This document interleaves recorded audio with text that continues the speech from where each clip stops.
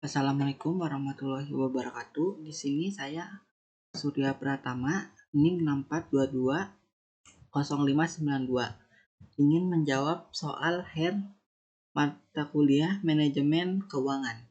1. Carilah laporan keuangan perusahaan yang dipublikasikan atau sudah go public melalui laman situs resmi. Pencarian dapat dilakukan melalui laman atau laman situs perusahaan yang menyajikan laporan keuangan atau annual report. 2. Setelah menentukan laporan keuangan yang dipilih, kemudian lakukan analisa laporan keuangan dan jelaskan hasil interpretasi yang diperoleh dari analisa tersebut. Analisa laporan keuangan meliputi A. Rasio likuiditas 1. Current ratio 2. Cash ratio 3. Quick ratio 4. Working capital total asset ratio. B. Rasio leverage 1. Total debt to equity ratio 2. Total debt to total capital asset 3. Long term debt to equity ratio. C. Rasio aktivitas 1. Total asset turnover 2. Receivable turnover 3. Average collection period 4. Inventory turnover. D. Rasio keuntungan 1. Gross profit margin 2. Operating ratio 3. Net profit margin. Di sini saya mengambil laporan keuangan dari PT Gudang Garam Tbk. Ini laporannya ya.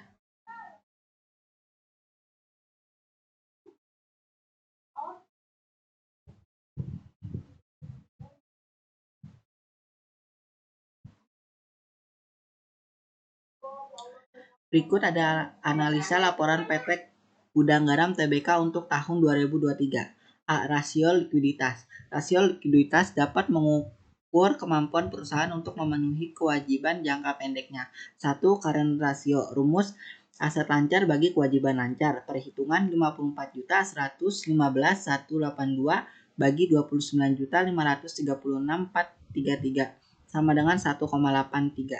Interpretasi setiap Rp1 utang lancar dijamin oleh Rp1,83 aset lancar. 2. Cash ratio. Rumus kas dan setara kas bagi kewajiban lancar.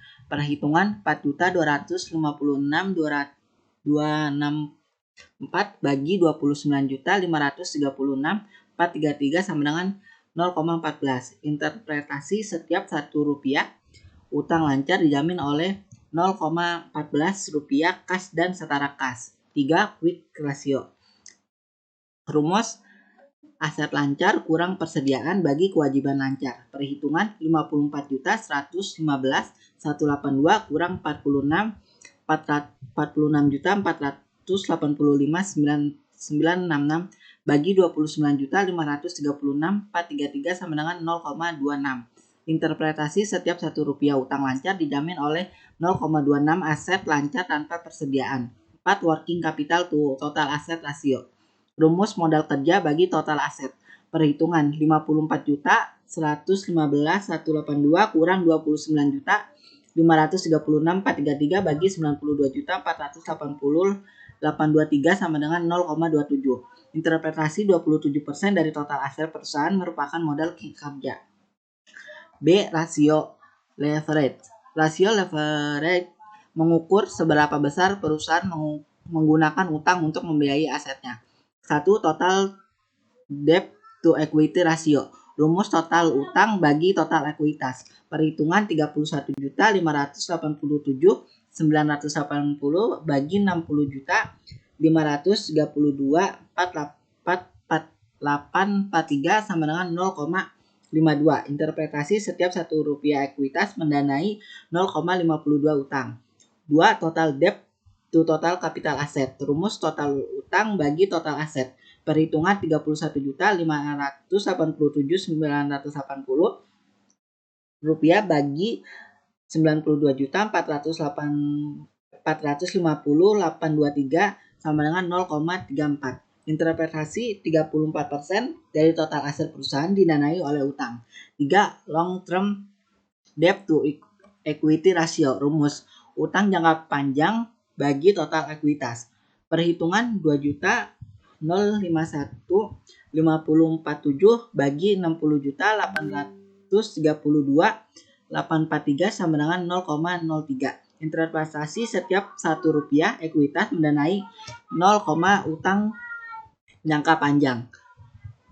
C. Rasio aktivitas. Rasio aktivitas mengukur seberapa efisien perusahaan menggunakan asetnya untuk menghasilkan penjualan. 1. Total aset turnover. Rumus penjualan bagi total aset. Perhitungan 106.766 0,028 bagi 92.450.823 sama dengan 1,15. Interpretasi setiap satu aset menghasilkan 1,15 rupiah penjualan. Responsible turnover. Rumus penjualan bagi piutang usaha. Perusahaan 106.766.028 bagi 1.952.036 sama dengan 54,69. Interpretasi piutang usaha berputar 54,69 kali dalam setahun. Average collection period. Rumus 365 bagi receivable turnover. Perhitungan 365 bagi 54,69 sama dengan 6,67. Interpretasi rata-rata waktu yang dibutuhkan untuk mengumpulkan piutang adalah 6,67 hari. Inventory turnover. Rumus beban pokok penjualan bagi persediaan. Perhitungan 92.333.584 bagi 46.485.966 sama dengan 1,99. Interpretasi persediaan berputar 1,99 kali dalam setahun. D. Rasio keuntungan. Rasio keuntungan mengukur kemampuan perusahaan dalam menghasilkan laba dari pendapatan. 1. Gross profit margin. Rumus laba kotor bagi pendapatan. Perhitungan 14.595.621 bagi 118.952.997 sama dengan 0,12. Interpretasi setiap Rp1 pendapatan menghasilkan laba kotor sebesar 0,12 rupiah. Operating ratio.